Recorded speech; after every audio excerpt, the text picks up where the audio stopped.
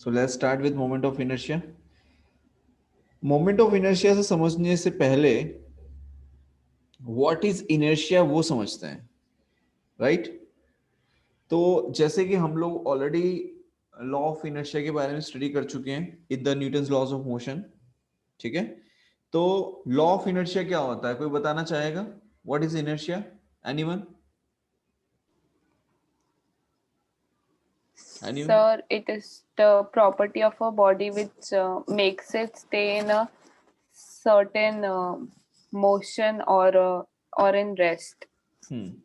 सो यहाँ पे अगर हम कहना चाहें, so we can say inability of a body to change its state of rest or of uniform linear motion by itself is known as inertia.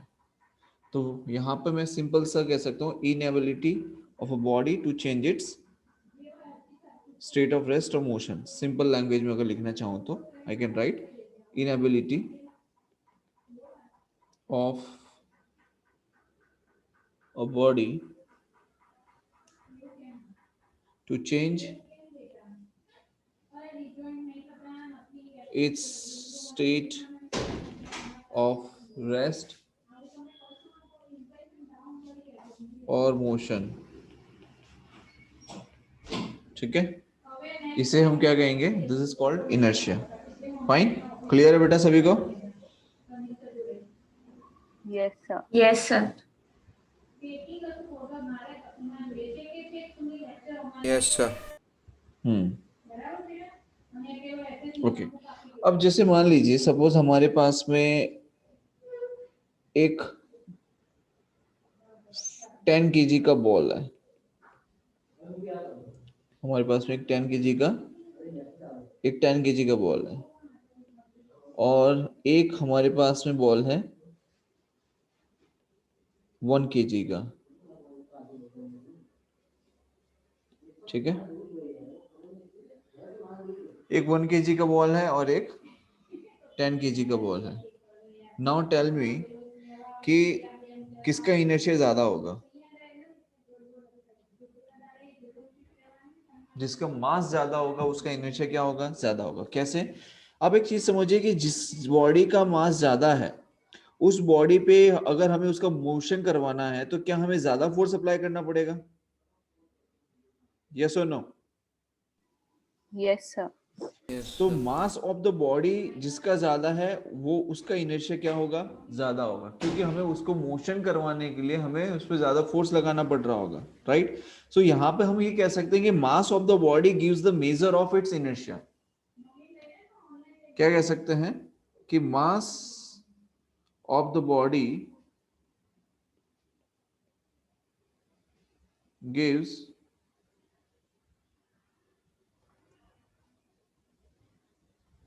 mass of the body gives the measure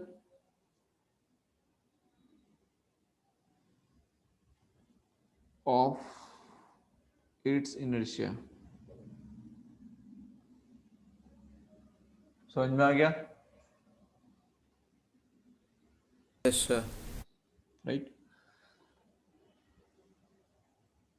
अब rotation motion में आगे बढ़ेंगे तो समझते हैं सबसे पहले rigid body के बारे में। मोमेंट ऑफ इनर्शिया का बेसिक आइडिया आपके पास में है। Now what is a rigid body? Right, rigid body क्या होता है? तो रिजिड बॉडी का मतलब ये है कि सपोज मान लीजिए यहाँ पर मैंने यहाँ पे एक बॉल ले लिया है। ठीक है,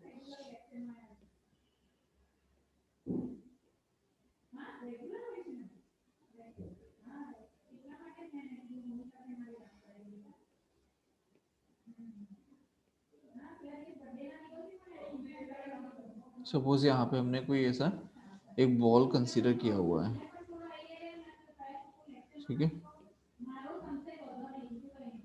ना यहाँ पे अगर हमने फोर्स F अप्लाई किया है और यहाँ पर भी हमने फोर्स F अप्लाई किया है, अब जैसे मान लो आपने एक बलून लिया, क्या ले लिया, एक बलून। अगर आप एक बलून पे फोर्स अप्लाई करते हैं तो क्या उस बलून का शेप एंड साइज दोनों चेंज हो जाता है? क्या बलून का शेप एंड साइज दोनों चेंज हो जाता है? अगर आप उसको यस फोर्स सर। अप्लाई करेंगे तो चेंज होगा। Yes sir. लेकिन यहां पर हमने जो बॉडी ली है उस बॉडी का शेप एंड साइज चेंज नहीं हो रहा है, ठीक है। और अगर अगर इस बॉडी के अंदर अगर मैं घुस के देखूं तो इस बॉडी के अंदर जो पार्टिकल्स हैं, इस बॉडी के अंदर ये जो पार्टिकल्स हैं बेटा, इन पार्टिकल्स के बीच में जो डिस्टेंस है, ये डिस्टेंस भी फिक्स है। This distance is also not changing. So यहां पर हम कह सकते हैं the distance between any two particle is a constant. What we can say, the distance between any two particle is constant। तो रिजिड बॉडी के लिए हम ये कह सकते हैं, by understanding this, system of particles in which distance between the particle remains constant। क्या लिख सकते हैं, इसको डिफाइन कर सकते हैं, system of particles in which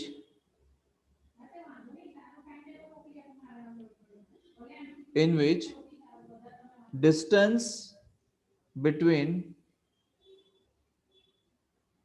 particles remain constant। समझ में आया? System of particles in which distance between particles remains constant.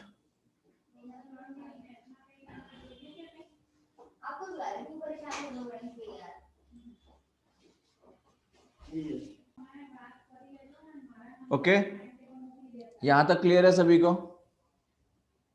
Yes sir. Yes, sir. Yes sir. Okay, तो मान लीजिए एक स्टोन है, stone is the best example for the rigid body. And one more thing, that shape and size does not change with time। आया समझ में?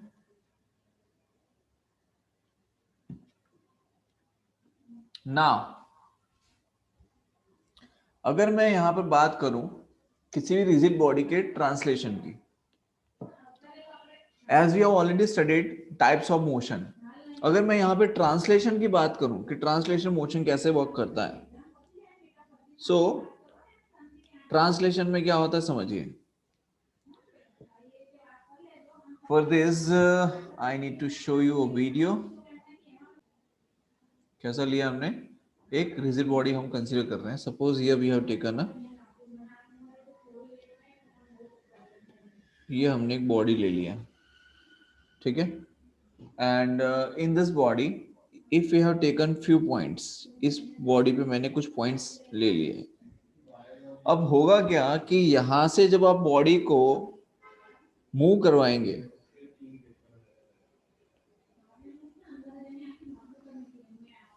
Suppose ये body यहां पर है, ठीक है, और इस बॉडी में अब आप देखो ये मैं इसको मूव करवा रहा हूं, ठीक है,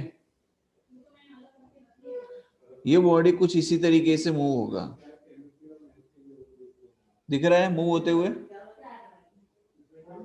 और ये जो पॉइंट्स Yes, sir. हैं वो पॉइंट्स वहीं के वहीं रहेंगे जहां पर थे, there will be no change, same position होगी इन पॉइंट्स की। तो इसे हम कह सकते हैं रेक्टिलिनियर ट्रांसलेशन। क्या कहेंगे इसे, rectilinear translation.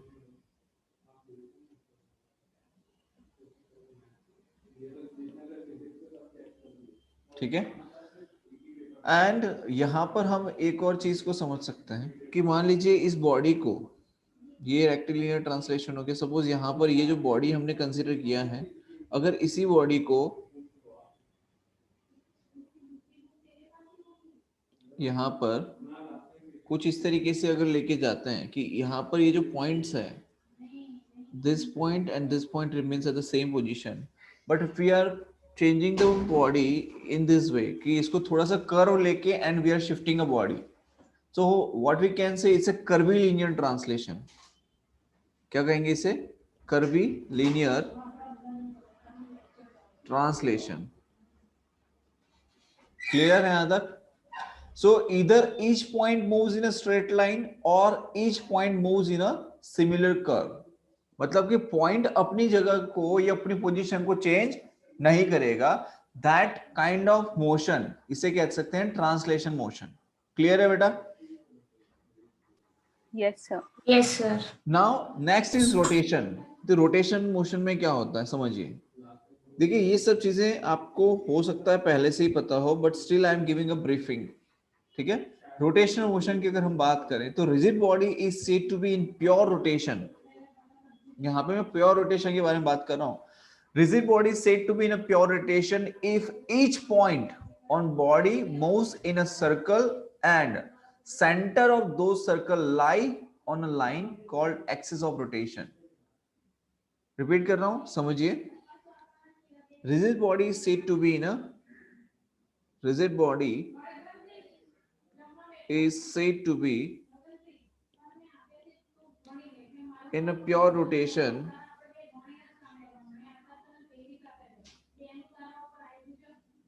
if each point on body move in a circle and center of those circle lie on a line called axis of rotation. जैसे कि फैन का एग्जांपल से हम समझ सकते हैं, क्योंकि देखो फैन क्या होता है कि उसकी एक पर्टिकुलर एक्सिस होती है और उसी पर्टिकुलर एक्सिस पे क्या करता रहता है, वो रोटेट होता रहता है, ऐसे घूमता रहता है. राइट? समझ में आया बेटा? Yes, sir. Yes, sir. कोई डाउट इसमें? No, sir. No, sir. पक्का? No, sir. Yes, sir. Yes, sir.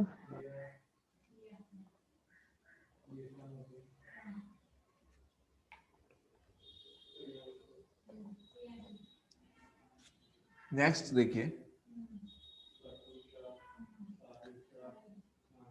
Rotation के लिए हम क्या कह सकते हैं. जैसे हमने रिजिड ट्रांसलेशन के लिए बोला कि जो पॉइंट होता है, each point on the rigid body जो है सेम पोजीशन पे वो होता है. रोटेशन में हम ये कह सकते हैं that each point on the rigid body have the same angular parameter. क्या कह सकते हैं? Each point on the rigid body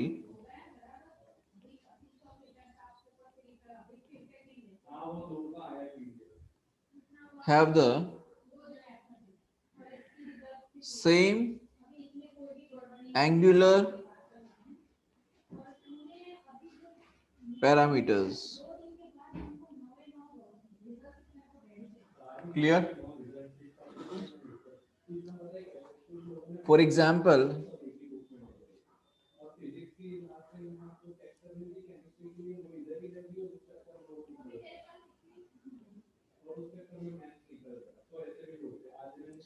ये है. ठीक है. अब यहाँ पर क्या है, मान लो यहाँ पर हमने पॉइंट 1 लिया है, यहाँ पर हमने पॉइंट 2 लिया है, तो सिमिलरली इसका जो ट्रांसलेशन होगा, एंगुलर ट्रांसलेशन, वो इसी तरीके से होगा. ये यहाँ पर आएगा और ये यहाँ पर आएगा.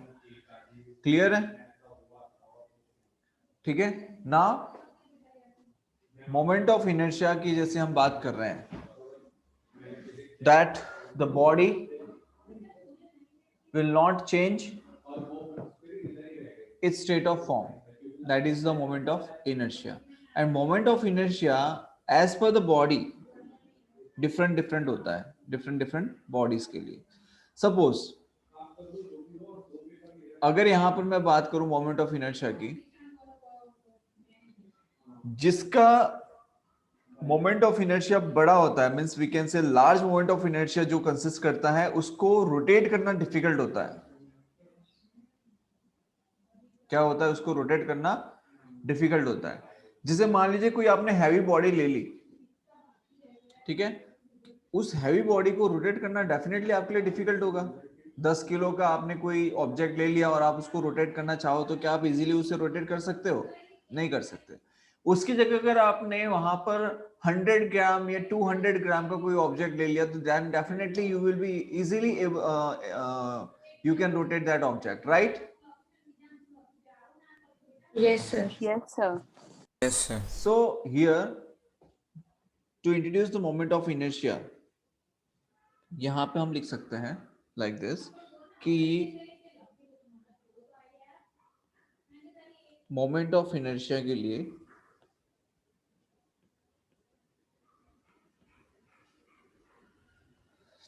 Here we have taken suppose m mass का एक पार्टिकल हमने कंसीडर किया है which is place at point at a distance r, और यहां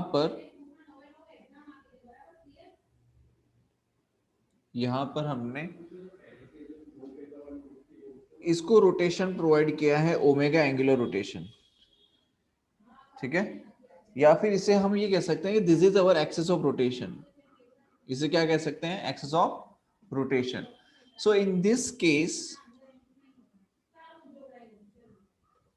what we can write for the moment of inertia, the first thing is moment of inertia को हम I से represent कर सकते हैं।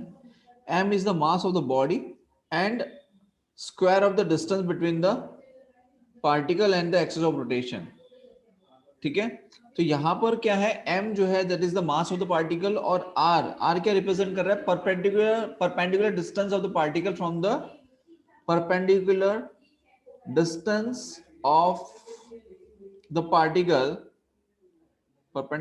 of the particle from axis of rotation,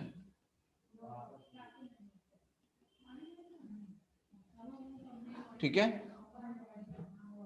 second thing is moment of inertia is a scalar quantity. कैसी quantity है ये? Scalar. उसका यूनिट क्या होगा? KG metre square. क्लियर है बेटा यहां तक? Yes, sir. Yes, sir. Yes, sir. Suppose यहां पर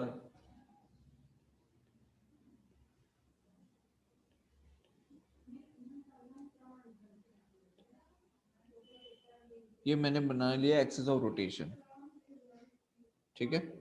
this is your axis of rotation and if I have taken कि यहां पर हमने एक m1 मास ले लिया, m1 मास का पार्टिकल ले लिया r1 पोजीशन पे, m2 मास का पार्टिकल ले लिया r2 पोजीशन पे, m3 मास का पार्टिकल ले लिया r3 पोजीशन पे, एंड m4 मास का पार्टिकल ले लिया r4 पोजीशन पे। That is the distance, perpendicular distance, right? So अगर इसके लिए हमें like if we have to write the moment of inertia for the system of particles, like we have taken so many particles here, like 4 particles we have taken. अगर इसकी जगह मैं number of कर दूं कि n नंबर ऑफ मास है, n number of position है, like so what we can write that moment of inertia for a system of particle, क्या हो जाएगा? Moment of inertia for system of particles. So moment of inertia को we can say m1 r1 square plus m2 r2 square plus m3 r3 square plus m4 r4 square plus up to mn rn square. If n number of particles are introduced, we can write in this way. Clear है बेटा सभी को? And suppose if we have to write in generalized form, तो हम लोग क्या लिख सकते हैं? That I is equals to summation I equals to 1 to n mi ri square. Clear है सभी को? Yes, sir. Yes, sir. ठीक है Yes, sir. ना, एक टर्म आती है जिसे हम कहते हैं रेडियस ऑफ गायरेशन। देखो आर का मतलब कोई भी पोजीशन हो सकती है। सपोज इसमें हमने एक्स वाई कोऑर्डिनेट में लिया है, then we can write x x square plus y square.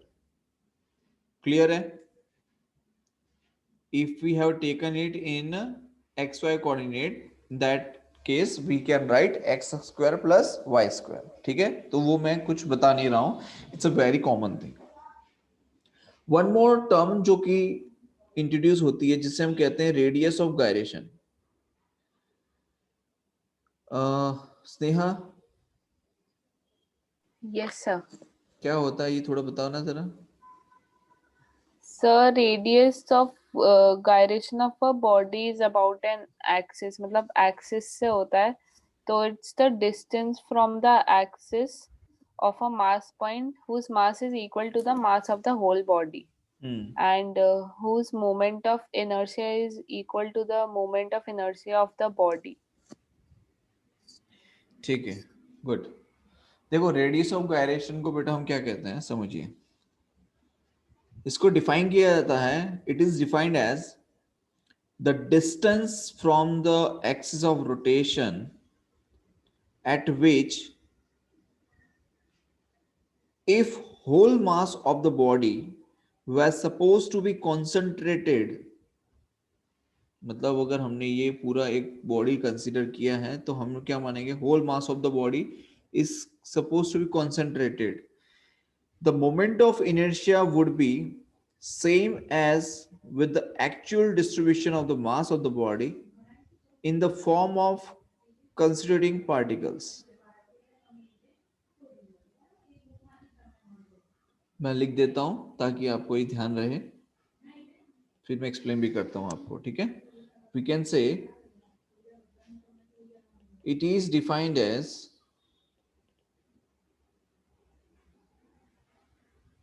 The distance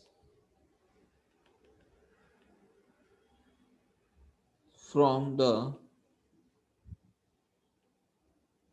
axis of rotation। ये लिखना आप लोग ध्यान से, ये सब काम का है, फालतू में नहीं बता रहा हूं। It is defined as the distance from the axis of rotation at which if whole mass of the body whole mass of the body were supposed to be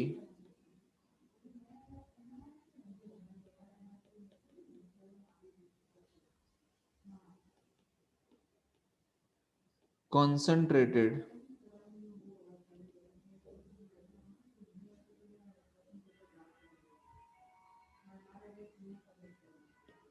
the moment of inertia would be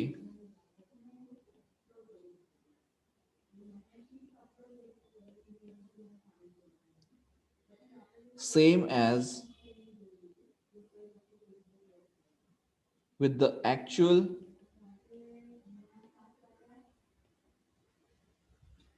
distribution of the mass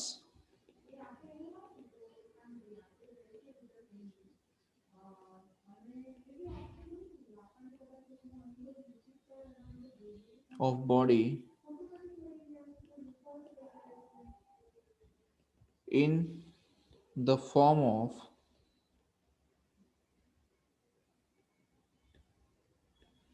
the constituting particles।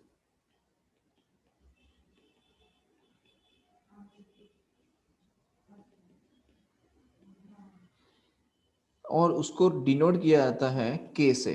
किससे represent किया जाता है? It is denoted bye के। सो जैसे हम लोग लिखते हैं I is equals to m r square, right. उसकी अगर हम क्या करते हैं कि कैपिटल एम हम अज्यूम करते हैं that is the mass of the body, and K it's a radius of gyration. जो एम जो है that represents the mass of the body देखो अभी हम वहां पे क्या कर रहे थे, पार्टिकल्स ले रहे हैं, राइट, m1 m2 m3। यहाँ पर हम पूरी बॉडी का एक मास कंसीडर कर रहे हैं, that is capital M। And यहाँ पे एक टर्म आ रही है जिससे हम रिप्रेजेंट कर रहे हैं k से, and this k is equals to, sorry, it is denoted by k, and that is radius of gyration, radius of gyration. तो यहां पर लिखा जाता है I इज इक्वल, जैसे वहां पे एम आर स्क्वायर लिखते हैं, सिमिलरली यहां पर हम लिखते हैं I is equal to m k square. समझ में आया? समझ में आया? तो बेसिकली Yes, कहना ये sir. चाह रहा है कि यहाँ पर जो रेडियस ऑफ गायरेशन है, मतलब यहाँ पर जो हम I equals to m k square निकाल रहे हैं, that is equivalence to I is equals to m r square. जो हम मोमेंट ऑफ इनर्शिया किसी सिस्टम ऑफ पार्टिकल्स का निकाल रहे हैं, जैसे हमने निकाल के बताया अभी, right, that is equivalent to this mk square. So what we can write, that I is equals to mk square, which is equals to m1 r1 square plus m2 r2 square plus up to mn rn square, right? यही कहना चाह रहे हैं, yes or no? So यहां पर हम Yes, क्या sir. लिख सकते हैं, that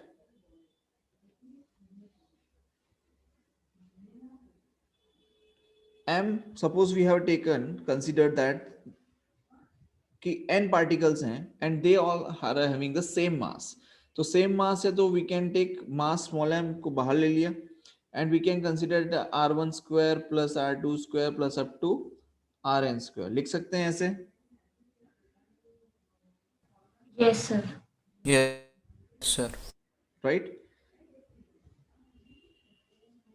अब मैं यहाँ पे क्या कर रहा हूं, मैं इसको n से मल्टीप्लाई करके n से डिवाइड कर देता हूं। भाई m मास का पार्टिकल है और ऐसे n नंबर ऑफ पार्टिकल्स हैं, तो मैंने क्या किया, n से मल्टीप्लाई किया, ठीक है, और इसी को मैंने n से डिवाइड कर दिया टू फॉर्म द इक्वेशन। मैंने यहाँ पे n से क्या कर दिया, डिवाइड कर दिया, और हियर we we m k square. So m number of particles हैं, n number of particle with the m mass, तो इसको क्या मैं कैपिटल M लिख सकता हूं ना? भाई सपोज 5-5 ग्राम के 100 पार्टिकल थे, कितने पार्टिकल्स हैं, 100 पार्टिकल, मतलब कि मैंने किया ये 100 पार्टिकल्स हैं विद 5 ग्राम, और यहाँ पर हमने जो कैपिटल M लिखा है इट इज ऑफ 500 ग्राम। तो क्या ये 500 कैंसिल हो जाएगा, यस और no? Yes, sir.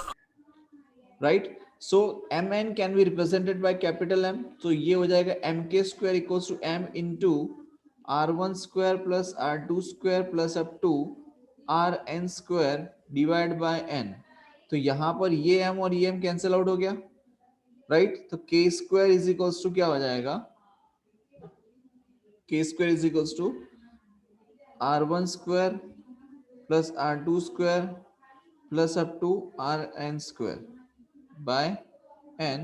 So k, that is your radius of gyration, which can be represented by r1 square plus r2 square plus up to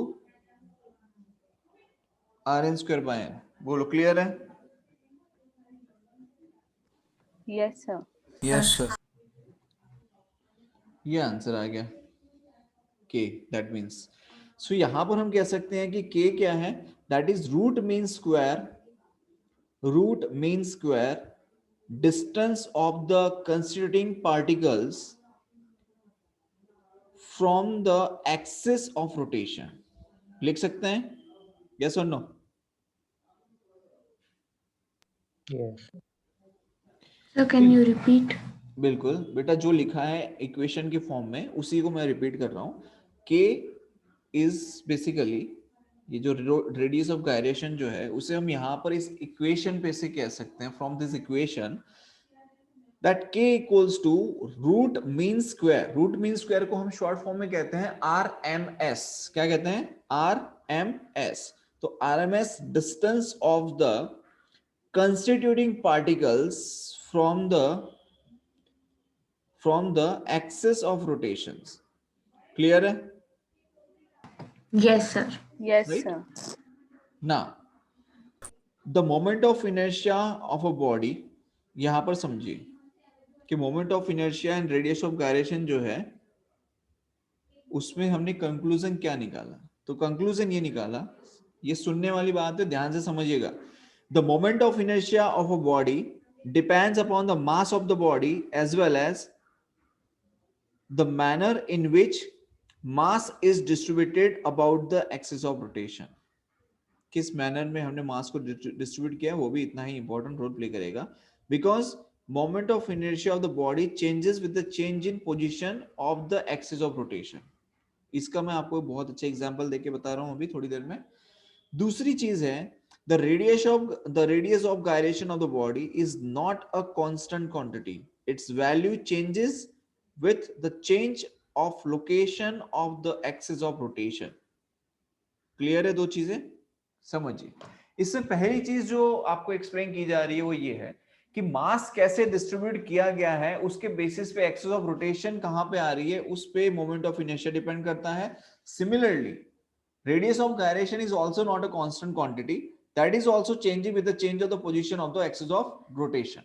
Suppose, अब आप समझिए कि मान लो मैंने यहां पर क्या किया, देखिए अगर वीडियो चल जाता तो मैं आपको बहुत अच्छे से इस चीज को एक्सप्लेन करना चाह रहा था, लेकिन it's not happening, so I will try tomorrow.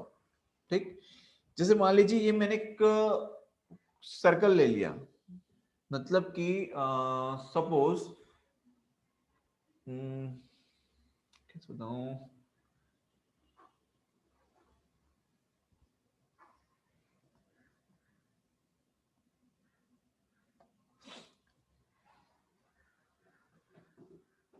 Suppose हमारे पास में एक पेज है, समझिए मान लो ये पेज है मेरे पास, ठीक है। अब इस पेज को मैंने इस शेप में कट कर लिया, मतलब सर्कुलर कट कर लिया। ये क्या है हमारे पास में, क्या चीज है ये क्या चीज है? पेज। एक पेज है, राइट।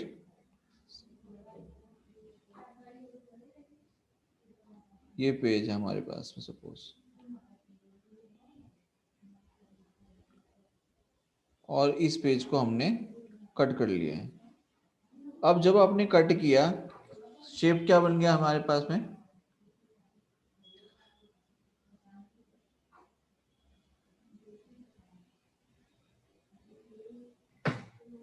सर्कल।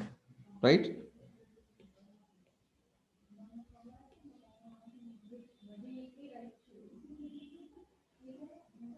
ओके, अब मान लीजिए कि यहां पर हमने एक्सिस ऑफ रोटेशन लिया है सेंटर पे। कहां लिया है एक्सिस ऑफ रोटेशन? इस सेंटर से पास करवाया सपोज।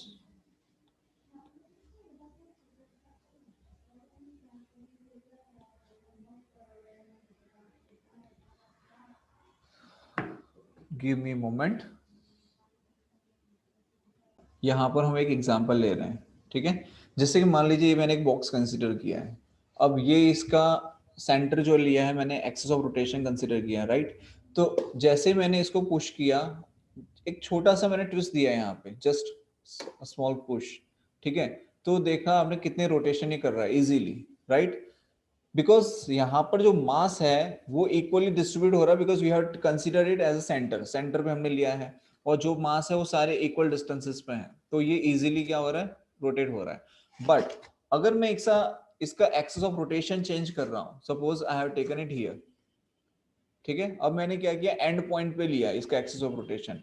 इस कंडीशन में अगर मैं इस पे पुश कर रहा हूं, देन आप देखिए, समझ में आ रहा है? बिकॉज किसी एक साइड पे मास ज्यादा है तो उसका मोमेंट ऑफ इनर्शिया क्या हो जाता है, इंक्रीज हो जाता है, उसको रोटेट करना उतना ही ज्यादा डिफिकल्ट हो रहा है, देखिए, राइट। उतना ही फोर्स मैं अप्लाई कर रहा हूं जितना मैं पहले जब सेंटर पे था तब मैं कर रहा था, but still can you see यहां पर पूरा एक रोटेशन भी नहीं हो रहा है। सपोज मैंने यहां पे रख दूं इसको,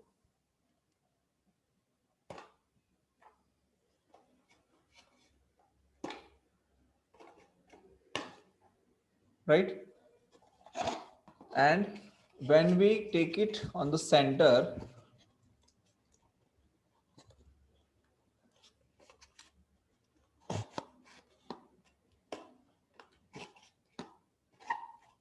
अब ये पूरा ब्लॉक ही हो गया। क्लियर? क्लियरिटी है सभी को एक्सिस ऑफ रोटेशन के बारे Yes, में? sir. Moment Yes. Of inertia कैसे वर्क कर रहा है? Yes, sir. Yes, sir. Right? So yeah, this is what I wanted to show you. एक और चीज है जिसे हम समझ सकते हैं, एक्सप्लेन कर सकता हूं, बट अगर मेरे पास अगर आज अभी हैमर होती तो मैं आपको उसको दिखा पाता कि हैमर के अंदर क्या होता है कि ये वाला पार्ट जो होता है वो हैवी रहता है, राइट? तो मैं उसको दो हाथ से ऐसे पकड़ के घुमा सकता हूं, लेकिन अगर एक तरफ जहां पर सिर्फ सिंगल पार्ट है, जहां पर वो हैवी मास नहीं है, राइट, तो मैं उसको जब रोटेट करूंगा then it will be difficult, उसमें लगने के चांसेस भी हैं, गिरने के चांसेस भी हैं। क्लैरिटी है सभी को? सबको समझ में आ रहा है? Yes, sir. Yes, sir. Very good. Yes, sir. जरूरत नहीं है, आपको मैंने प्रैक्टिकल डिमोन्स्ट्रेट करके ही बता दिया कि what exactly I am talking about, right?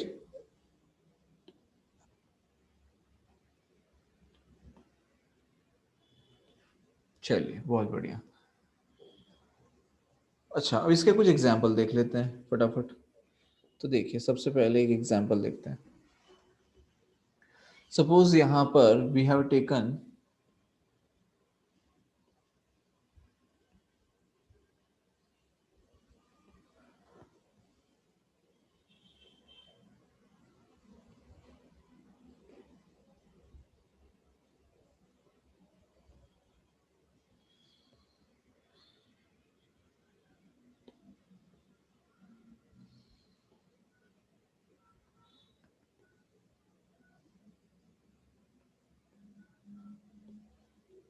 यहां पर हमने m मास का बॉडी लिया हुआ है, length l/2 l/2, right? Okay. And अगर आपसे पूछा जाए कि find out the moment of inertia, तो हम क्या करेंगे? सेंटर, ये आपका एक्सिस ऑफ रोटेशन है, राइट?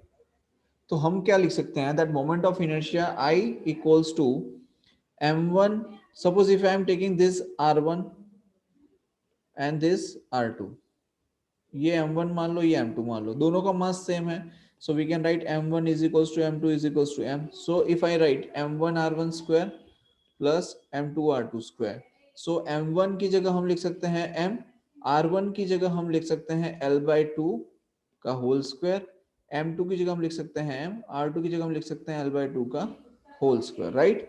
तो ये हो जाएगा m l square by 4 plus m l square by 4, तो कितना हो जाएगा? 2 times of m l square by 4, ठीक है? तो कितना हो जाएगा ये? m l square by 2, ये आपका क्या आ जाएगा? मोमेंट ऑफ इनर्शिया ही आ गया। बोलो, क्लियरिटी है? Yes, Yes, sir. sir. Yes, पक्का? sir. Yes, sir. ठीक है, चलो नेक्स्ट। अब यहां पे देखो, मैं सेम चीजें ले रहा हूं, सब कुछ सेम मास ले रहा हूं, सेम लेंथ ले रहा हूं। अभी हमने l/2 लेंथ करके हमने सेंटर को एक्सिस ऑफ रोटेशन बनाया था, राइट? सपोज यहां पर बेटा हमने क्या किया कि here we have taken m mass, here we have taken m mass. Now इस कंडीशन में एक्सिस ऑफ रोटेशन हमने कहां लिया था? सेंटर पे लिया था। Now we are changing the axis of rotation, now I am taking axis of rotation at here, यहां पर मैंने एक्सिस ऑफ रोटेशन ले लिया suppose, right? This is our axis of rotation. Clear? Now find out the moment of inertia. इस condition में moment of inertia find करने के लिए क्या करेंगे बताओ? सपोज अगर मैं यहां पर m1 लेता हूं, यहां पर m2 लेता हूं, तो r1 कितना होगा बताइए जरा? 0. r1 0 हो जाएगा। व्हाई? बिकॉज m1 मास का जो पार्टिकल है वो खुद ही एक्सिस ऑफ रोटेशन पे है, then r1 distance will be 0, because r distance क्या है? It is the perpendicular distance of the particle from the axis of rotation, right? तो r2 कितना आएगा? तो r2 आ जाएगा, ये l लेंथ है, तो r2 आएगा l। तो मोमेंट ऑफ इनर्शिया जो हम लिखेंगे, we can write m1 r1 square plus m2 r2 square equals to m1 की जगह हम क्या लिखेंगे?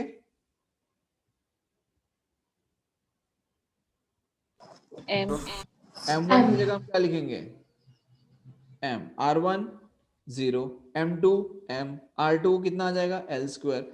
तो हमारा आंसर क्या आया, ml स्क्वायर। तो ये आपका क्या आ जाएगा, मोमेंट ऑफ इनर्शिया। बोलो, समझ में आया?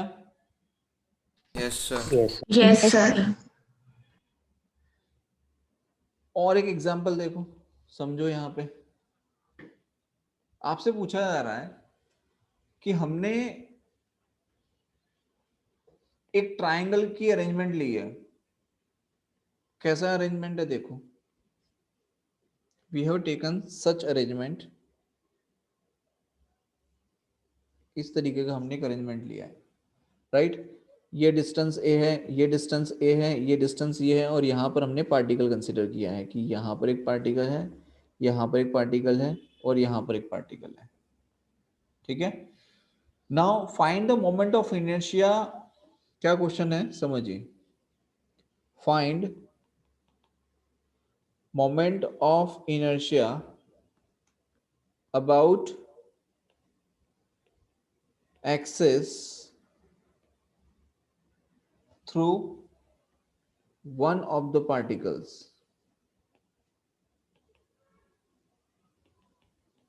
क्या पूछा जा रहा है, find moment of inertia about axis through one of the particles and perpendicular to the plane of perpendicular to the plane of triangle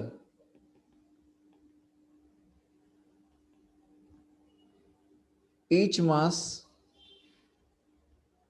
is m। सभी का मास कितना लिया हुआ है, m लिया हुआ है। Perpendicular to the plane of triangle. Perpendicular to the plane of triangle मतलब हमें कहां से लेना है, find moment of inertia about axis through one of the particle.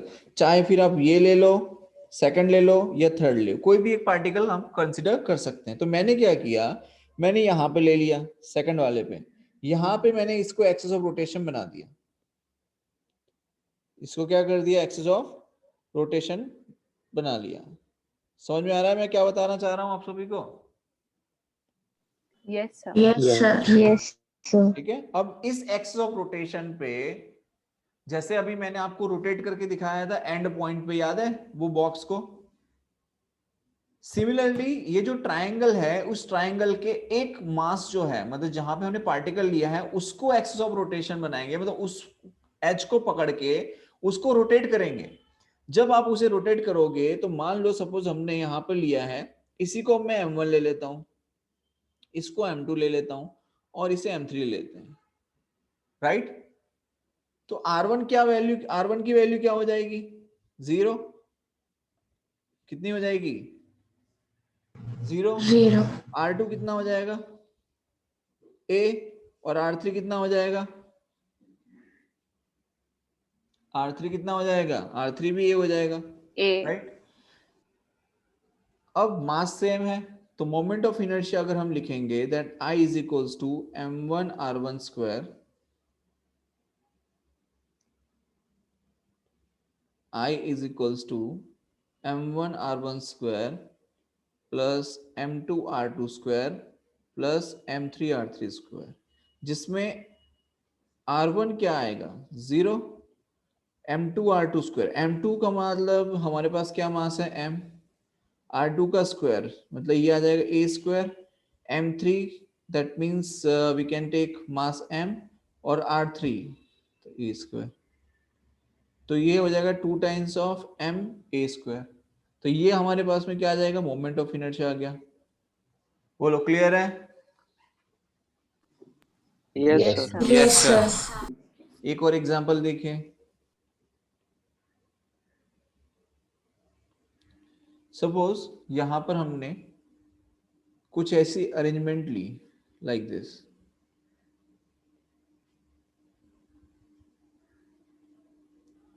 एक स्क्वायर ले लिया, this this this and this, ठीक है। ये डिस्टेंस a है, ये डिस्टेंस a है, और ये डिस्टेंस भी a है, right.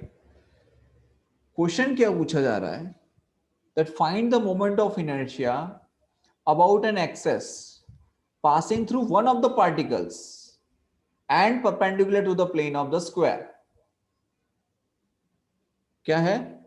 passing through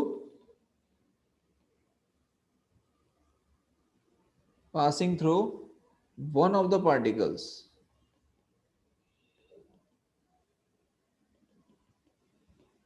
and perpendicular to the plane of surface. Right right? और मास सभी का सेम है m. ठीक है, तो मोमेंट ऑफ इनर्शिया बताओ क्या आएगा. सपोज हमने इसको 1 ले लिया, इसको 2 ले लिया, ये 3 हो गया और ये 4 हो गया, और 1 पे ही हमने एक्सिस ऑफ रोटेशन बना लिया. इसी पे हमने क्या किया, एक्सिस ऑफ रोटेशन बना लेते हैं इसी पे. समझ में आ रहा है? ठीक है, तो क्या होगा, सबसे पहले समझिए मोमेंट ऑफ इनर्शिया निकालना है. हमारे पास में फॉर्मूला जानते हैं आप, I is equals to m1r1 square m2r2 square plus m3r3 square plus m4r4 square. Right, तो सबसे पहले तो r1 वाला क्या हो जाएगा, 0 हो जाएगा. यस और नो? Yes sir. ये Yes, sir. डिस्टेंस a है, ये डिस्टेंस a है, तो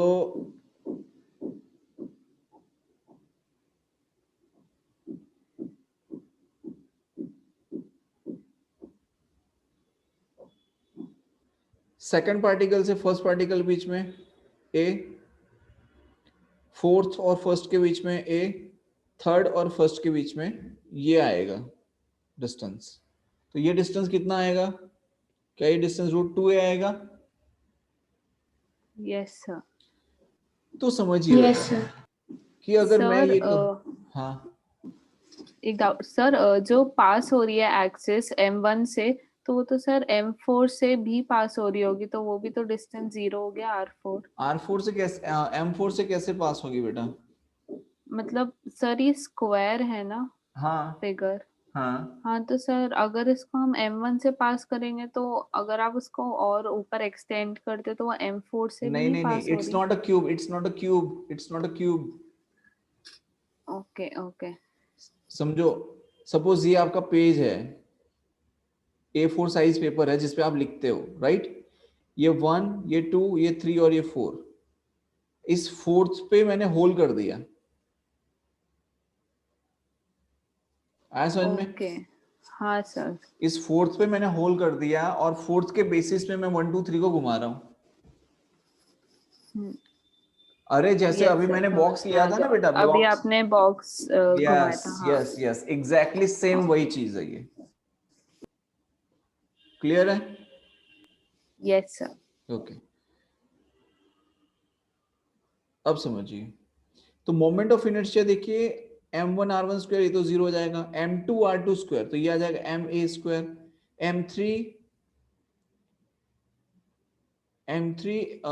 सॉरी m4r4 तो ये हो जाएगा ma स्क्वायर, एंड m3r3 तो m और r3 कितना होगा, ये √2a का होल स्क्वायर, तो ये हो जाएगा 2ma square plus m into √2a का होल स्क्वायर कितना हो जाएगा, 2a स्क्वायर. तो ये कितना हो जाएगा, 4ma स्क्वायर. बोलो, क्लियर है? समझ में आया सभी को? Yes, sir. Yes sir. Yes, sir. Yes, sir. समझ में आया? Yes, कोई sir. हाँ बोलना, जबरदस्ती नहीं बोलना है. ठीक है, चलो एक और एग्जांपल देखो.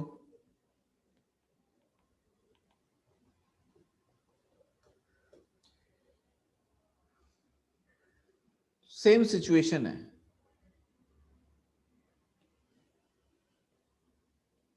सेम सिचुएशन है, चेंज क्या कर रहा हूं वो देखिए. चेंज मैं कर रहा हूं एक्सिस ऑफ रोटेशन. चेंज क्या कर रहा हूं, axis of rotation. Axis of rotation मैं ले रहा हूं डायगोनल पे. तो क्वेश्चन ये है, find moment of inertia about diagonal axis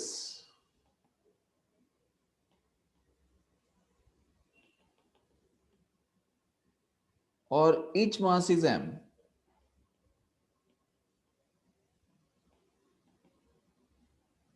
Clear? Find moment of inertia about diagonal axis, each mass is m. Clear है? अब डायगोनल एक्सिस लेना है, इसका मतलब समझिए, डायगोनल एक्सिस लेना है इसका मतलब ये है बेटा कि हमें एक्सिस ऑफ रोटेशन ये लेना है. This is going to be your axis of rotation. या तो 1 और 3 को ले लो या 2 और 4 को ले लो, जिससे लेना चाहो आप उसे ले सकते हो. तो जो एक्सिस ऑफ रोटेशन पे आएगा उसका रोल तो खत्म हो गया, उसका रोल खत्म हो गया. यस और no? And we are looking for the distance from the axis of rotation. तो अब आप समझिए कि हमें कौन सा डिस्टेंस चाहिए. हमें डिस्टेंस चाहिए ये वाला, ये m4 से यहां तक की दूरी और ये m2 से यहां तक की दूरी. This distance we are looking for. समझ में आया? तो ये जो डिस्टेंस है, ये डिस्टेंस कितना हो जाएगा? देखो डायगोनल पूरा जो है, ये पूरा डायगोनल है, ये कितना होता है √2a, उसका आधा, तो ये कितना होगा √2a/2, और ये कितना होगा √2a/2. क्या ये चीज क्लियर है? Yes, sir. Yes, sir. Yes, Right? sir. तो मोमेंट ऑफ इनर्शिया हम लिखेंगे that moment of inertia I is equals to m1, देखो m इंटू √2a/2 का whole square plus m into √2a/2 का होल स्क्वायर लिख सकते हैं. तो ये हो जाएगा 2 टाइम्स ऑफ m √2a/2 का whole square. That means 2 times of m √2a का होल स्क्वायर कितना हो जाएगा 2a²/4. तो 4 कैंसिल आउट. तो मोमेंट ऑफ इनर्शिया कितना आएगा ma². बोलो क्लियरिटी है? Yes, sir. Yes, sir. कोई डाउट किसी को इसमें? No, sir. पक्का? Yes, sir. Sir. Yes.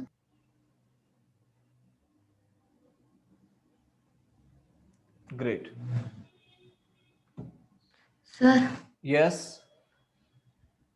Sir हमने M1 से M4 की लेंथ क्यों नहीं चूज की? क्योंकि ये जो डायगोनल एक्सिस है वो M1 और M3 दोनों से पास हो रहा है ना. m1 और m3 दोनों से पास हो रहा है डायगोनल एक्सिस. तो हम जो डिस्टेंस लेते हैं बेटा, वो distance perpendicular to the axis of rotation होना चाहिए. जहां पे पार्टिकल रखा है ना, पार्टिकल कहां कहां पर है? 4 पे है और 2 पे है, राइट? तो 4 से axis of rotation perpendicular distance कौन सा होगा? √2a/2 ही तो होगा. यही तो होगा आपका परपेंडिकुलर डिस्टेंस, होगा कि नहीं? यस. और अगर सेकंड पार्टिकल की बात करें तो ये परपेंडिकुलर डिस्टेंस होगा. समझ में आ गया? Yes sir. Okay, great. Now anyone has any doubt? No, sir. No, sir. Confirm?